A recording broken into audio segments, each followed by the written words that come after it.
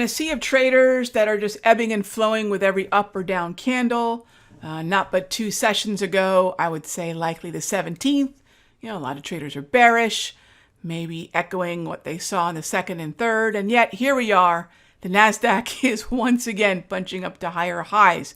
And this just reminds us that even when a market goes neutral, sideways, this is what we've got here, sideways market, look at the color. This is a neutral environment. That continuation is always going to be the first thing I look for. Not for a reversal. I'm going to look for continuation. There's 2 kinds of continuation though. And my favorite for sure, and I think the favorite of most of us, would be trends that pull back and continue to follow through. And we're seeing that on the S&P. We're seeing that on the NASDAQ. We're seeing that in a number of places, whether that be semiconductors, following through to the upside and taking NVIDIA with it. Please don't think about a stalled trend as a precursor to a reversal. Take a look at NVIDIA. Find the opportunity to take advantage of the breakout. Find an opportunity to take advantage of the pullback to support and the follow through.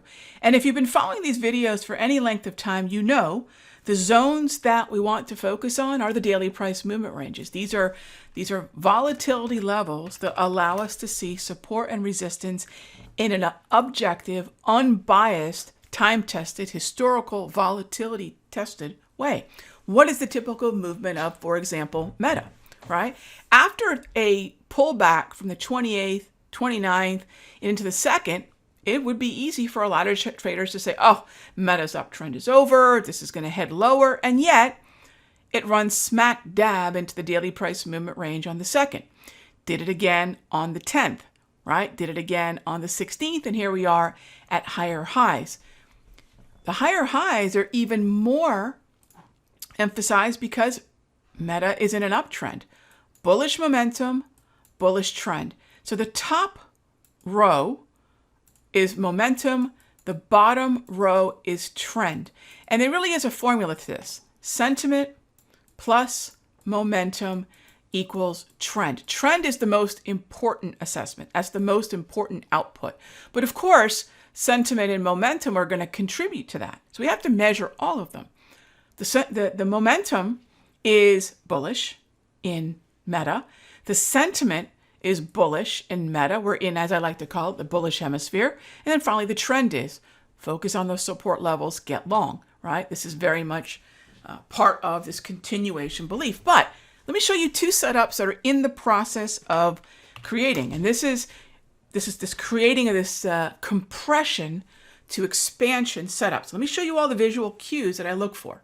The first thing is, if I look at crude oil on the daily time frame, what I see here is a number of neutral candles, right? All these yellow candles. Yeah, there's a few red ones, no doubt, but mostly the neutral yellow outnumbers the red. So yes, we can call this bearish to neutral.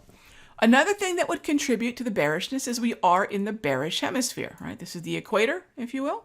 We're in the bearish hemisphere. So you might say, but Rag, we're thinking about getting bullish? Yeah, I'm going to show you why. Take a peek at the year and take a peek at how many times we have sold off into the daily price movement range 2024 alone.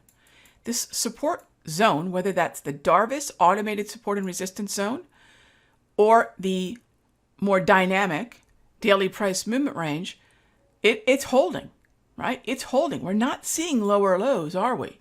We're actually arguably seeing higher highs. The trend and the momentum are still neutral.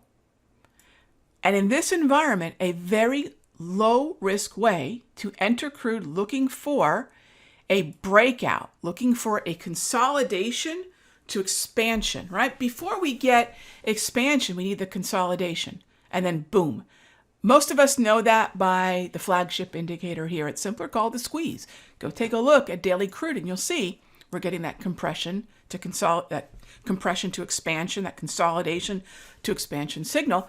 And when that, for me, happens in these yellow candles, neutral candles, with daily price movement range support, with Darvis support, what's not to like about it? This is not the only environment where we have this compression and we're going to take advantage of expansion. By the way, one huge difference to the way that I look at the expansion is I actually do not wait for the momentum through resistance. I like to take advantage of the support right here, the exhaustion at support. And what I have to do then is have more days to expiration on my option so that I can wait for the ultimate breakout.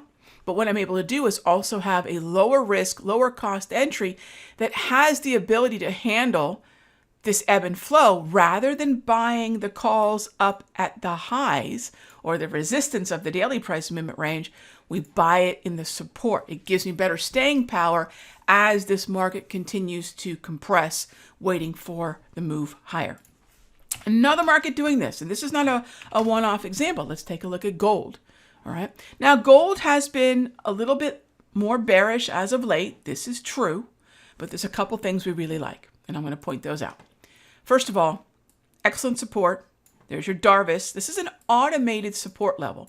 If you're looking for automated support, gang, this is an indicator if you're a member that we have made available to members for free. If you're looking for automated support and resistance, look no further. Members, hit me up in Charts and Coffee or when I see you in the Sector Secrets Mastery or the Simpler Central room. Let me know. I will tell you where to find the Darvis 2.0. You can also grab the Darvis 2.0 from TradingView. You can go do that in the indicator section right after you watch this video.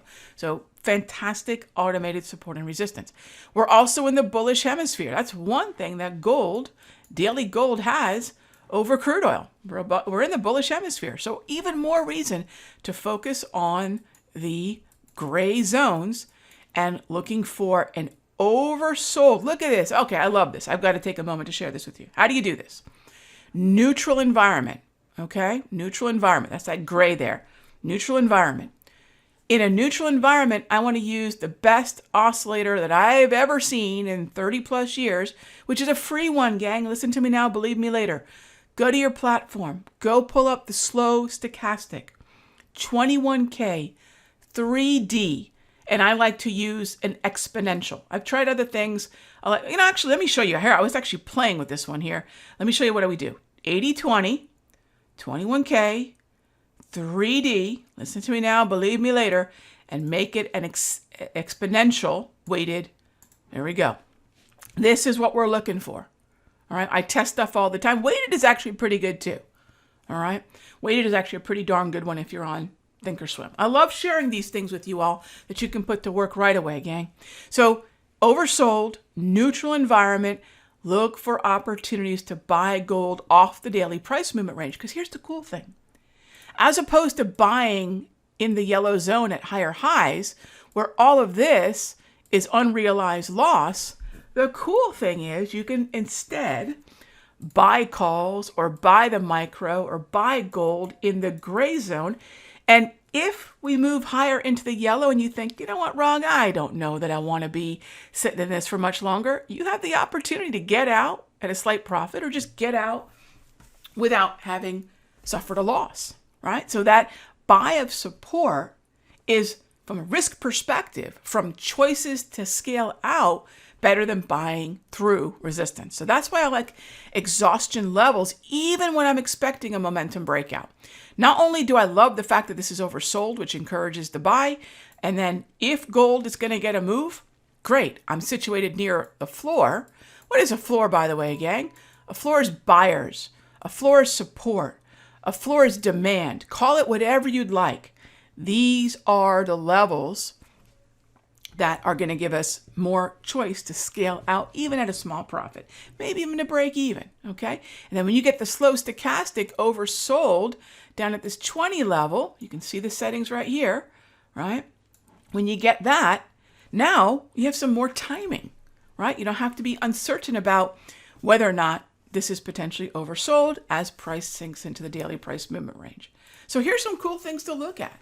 I've shown you a couple places where we've broken out. And what we want to do as some of these strength names continue to move higher, Please don't be a bear in this environment. I think last week I recorded a video that says, does the market really have to rally? And I showed you all the reasons why we want to be bullish in the midst of what is going to be a dovish pivot. Does it have to happen in March? No, but it's still probable. So if we're going to see lower rates in the Federal Reserve, whenever that may start, we definitely want to remain bullish in the indices. We want to actually start getting a little bit more tactically bullish in things like gold, maybe things like crude, and also bonds. But in the meanwhile, there's a reason we stayed bullish through all of 2023, and I'm starting off bullish in 24. Higher highs, new highs on the NAS. Please don't be hoodwinked by the fear mongers talking about things that just aren't as important as the only macro that matters, and that's Jerome Powell and company. As always, if you have a question, if you have a question about the indicators, what I'm looking at, why I'm looking at it, feel free to leave a comment below. I answer those comments personally. I check all the comments. And as always, thanks for watching. Thanks for smashing the like button. And I'll see you in the next update. Have an awesome weekend, gang.